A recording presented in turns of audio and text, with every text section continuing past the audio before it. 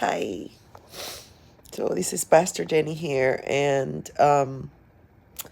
I jumped in earlier in a video where I was talking to you guys about the Chosen and all the wonderful things that I feel the show is doing, and all the crazy controversy that people have come up with. And you can find that somewhere here in this channel. But today I just want to talk about my own testimony with the Chosen, and it's been a hard day today. It's been a hard few days.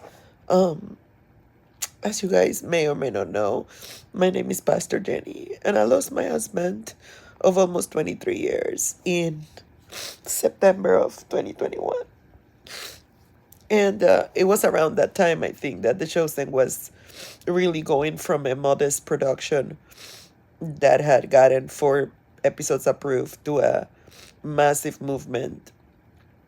And people had spoken to me about it, and I was too busy in my grief and trying to figure life without my husband to even pay attention to it. So it wasn't until probably 3 or 4 months ago, if that, where I finally decided I'm gonna watch this, and I'm so happy I did. And there's just so many ways in which this series has spoken to my heart. Obviously, I can relate to Mary Magdalene and just falling in love with this Jesus, um, and not wanting to disappoint him. And I can relate to Mary, Lazarus' sister, in not wanting to let him go and spend the rest of my life washing his feet. Um, and I can relate to the disciples with their ups and downs and trying to perceive life now at at the light of this amazing human being and God that they met. But and I think, the Samaritan woman, how God doesn't care what you've done, who you are. If you believe him, he's gonna use you.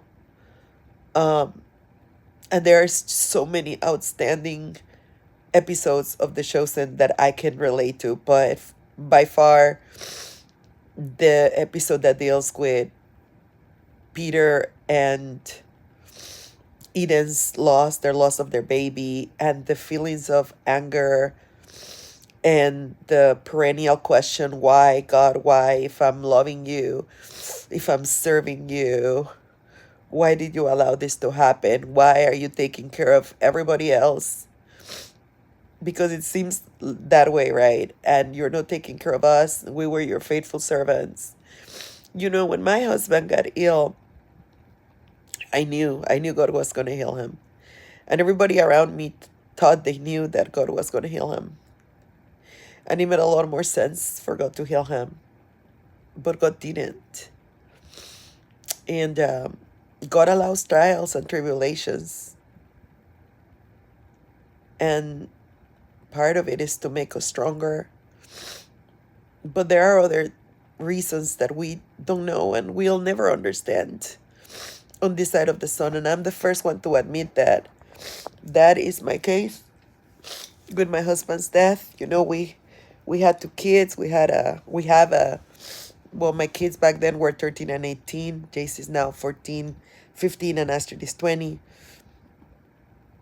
Astrid was going to go to college, and her daddy was going to move in, relocate all his clients for 1 month to Lakeland, which is where she was going to go to school, so he could drive her around and show her the town. And she was a daddy's girl, and we had gone to her college campus together.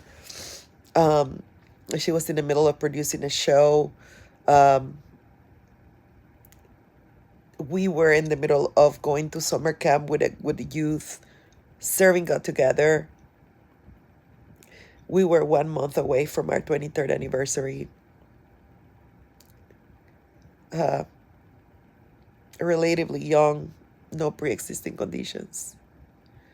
This came out of nowhere, guys. This came out of nowhere, and it came in a moment in our lives where we felt as a couple, as a husband and a wife, as parents and as ministers, that we were in the up and up and that God was doing amazing things in our midst, and we felt like we were doing amazing things for God too. And so nothing could have prepared us for this loss, or maybe I should say prepare me, because although John didn't want to die, although John held on to life for as long as he could, I know that once he crossed over, he's had no regrets. I know that he's with Jesus. I know that he's happy. I know that he's hope. But for me, guys, for me, it's still very hard to deal with his death. It's still very hard to handle life. You know, John was my first and only love. I married him when I was almost 30 years of age. And we both knew we were going to grow old together. And we never, ever anticipated that death would separate us so soon. And I guess when I watch Peter and his anger and Eden and her anger, like, I can completely relate. And I'm so glad that there's a show there that can show us that even the first disciples struggle with that, with pain and with loss, and that Jesus never hides his face away from our pain and our sadness and our anger. And you know, when I at the beginning of my grief period, it's gotten a little bit better now, but I didn't even want to talk to God. I could, like, I continue serving him as a pastor, and I would, like, when I was in group, the Lord would allow me to serve him and love him and minister to him. But when we were alone with each other, I just could not stand talking to him and being in his presence. And then one day I just said, I can't do this. Like, I cannot go through this trial without you. And I discovered that even to love God, I needed God to help me love him. And I remember telling God, God, please help me to love you. Help me. Help me to not be a rebellious daughter. Help me to be able to face this trial with you and not without you, because I cannot survive this without you. And that continues to be my prayer. And so when Peter comes to Jesus walking on the waters and he says, save me and don't let me go, that's still my prayer today. Save me, Lord, don't let me go. Don't let me go, because as the song of old says, prone to wander, God, I feel it. We are prone to wander. We are prone to be weak. We are prone to put our eyes on the storms and on the waves rather than on the Lord. But the only place where we can find salvation is in the arms of Jesus. And so I just wanted to jump here to let you guys know that this is the way that The Chosen has blessed me. And if you haven't watched the show, I'm sure there's something in that show for you. No, it does not replace the Bible. It does not replace prayer. None of it. But Jesus loved telling stories, and The Chosen is a story about Jesus, and it's very well told. And it has encouraged me like very few other things have encouraged me in the last 2 years that I've been dealing with my husband's death. It has really, really encouraged me. And so if you, like me, are going through grief or trials or tribulations, I want to remind you that the waters, your storms, your waves that are surrounding you are afraid of God. And that regardless of your pain, God can lift you up and hold you more than he wants. He can, but he also wants to hold you tighter than ever. He wants to be there for you.